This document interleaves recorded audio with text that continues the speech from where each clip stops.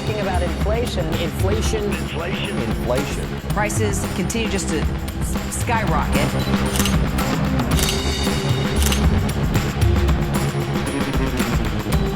This could be the tougher part ahead. How do you take control of your finances when you can't even understand the economy? You're not the only one to have this feeling about the world right now. It's completely justified what you're feeling. Inflation isn't under control. Recession. The labor market is healthier than it's ever been in years. No recession. Except wait, that jobs report was not entirely accurate, meaning the Fed will hike interest rates even higher. Recession. The committee decided to raise interest rates by 50 basis points today. And if employment is growing strongly, then why are so many tech giants laying off hundreds of thousands of workers? Bad recession. Does anyone even know what's going on anymore? Who isn't confused? With global trade tensions, political uncertainties in the US and China, the ongoing Ukraine crisis, the long-lasting impact of COVID-19, it's no wonder many people are trying to predict if we're heading for a recession or not. I've taken the time to pull together some of the most important articles recently written about why this economy is so confusing, how we can predict what's going to happen in 2023, and what us ordinary folks should be doing about it now. It's hard to make sense of the conflicting economic data we've been seeing recently. The tough reality is everyone is just guessing. After all, economists are notoriously bad at predicting recessions, and we've never really had to think about inflation for decades.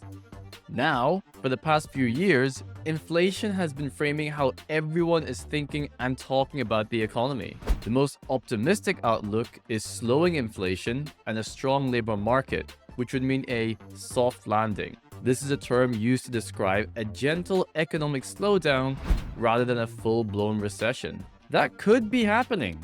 The latest data released for January 2023 showed inflation has cooled to a year-over-year rate of 6.3% since its July 2022 peak of 8.9%. And the employment rate has stayed low at 3.4%, the lowest figure in more than half a century. The Federal Reserve has also been making their presence felt by raising interest rates. Traditionally, when the Fed raises interest rates to counter inflation, it comes at a cost, a slowish economy. This was the case back in the 1980s, when the central bank adopted an aggressive strategy to combat inflation, raising rates as high as 19%. This was all in a move to bring down inflation, which was almost at 15%.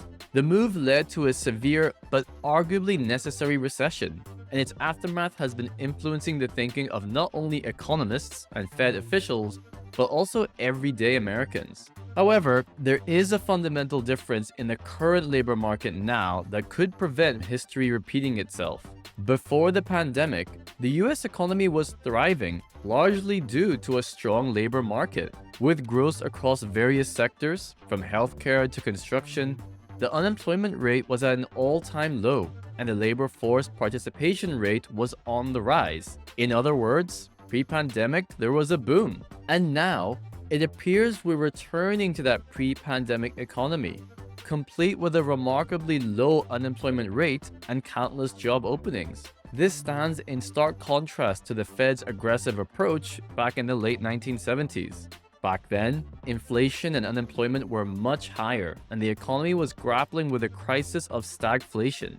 Additionally, if you consider the recent inflation now was in part to supply chain issues, there is also more reason to be hopeful. There are signs supply chains have improved since the pandemic's peak, which has helped ease inflation. This implies that the Fed can continue to bring prices down without resorting to monetary engineering as it did in the 1980s. Carola Binder, an associate professor of economics at Haverford College with a PhD in economics, said, "I think it does seem possible to have a soft landing, and seems fairly likely even." Okay, so nothing to worry about, right? Video over. Everything seems good. Except, what if the inflation numbers aren't accurate? It's not under control, and we're heading for a hard landing. Several economists have said not all the indicators are as good as they look at first glance, and a recession could be coming. Sure, inflation is easing up, but it's not happening fast enough for the Fed's liking. What's the Fed's solution? Keep hiking interest rates, which could end up slowing down the economy too much. It's a delicate balance, and one misstep could mean a bumpy landing. Recessions can be challenging to detect in real time, and there are some indications that the economy could already be weakening.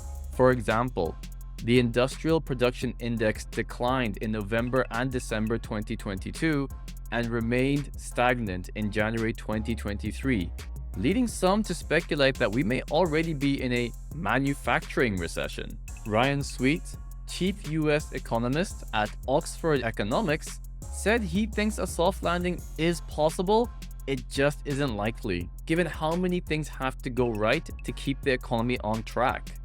Sweet said, "We could skirt a recession, but it will take luck.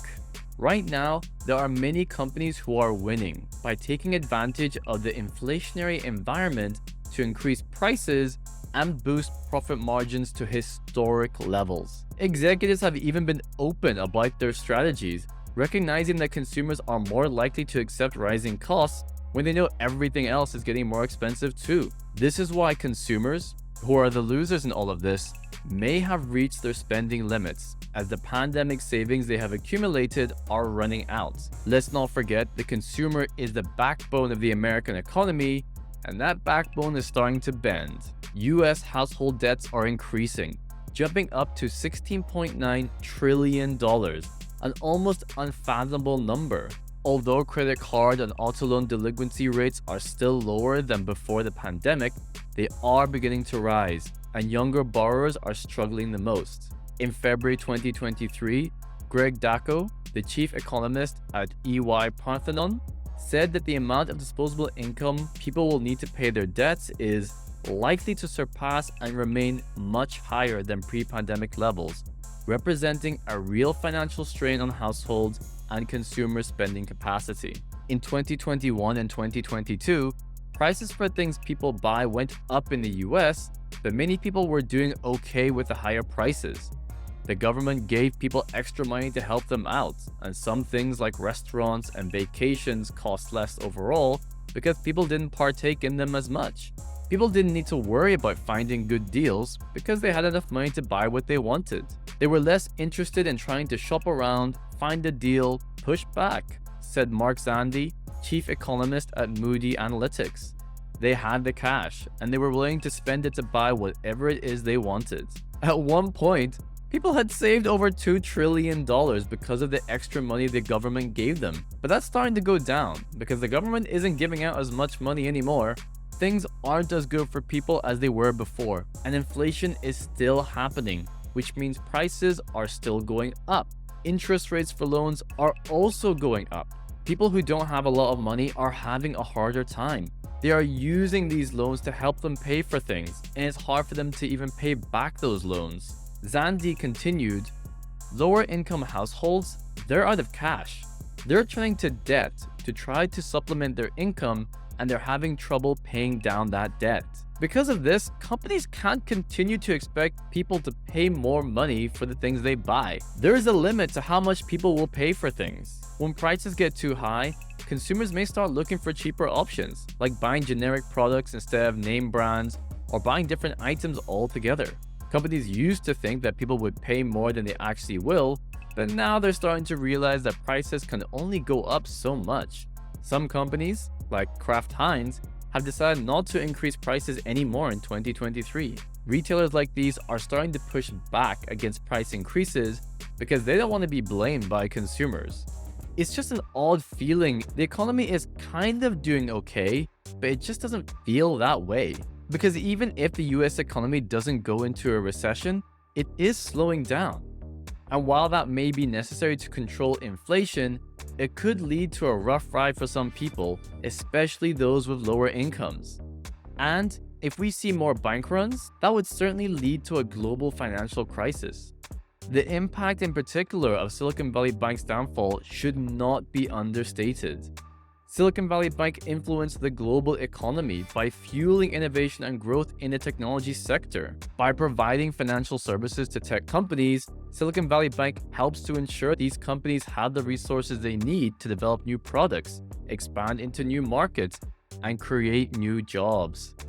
With around half of US startups as its customers, Silicon Valley Bank had become a central player in the tech world, providing services to thousands of companies. So it's not just these startups that will feel the impact of its downfall.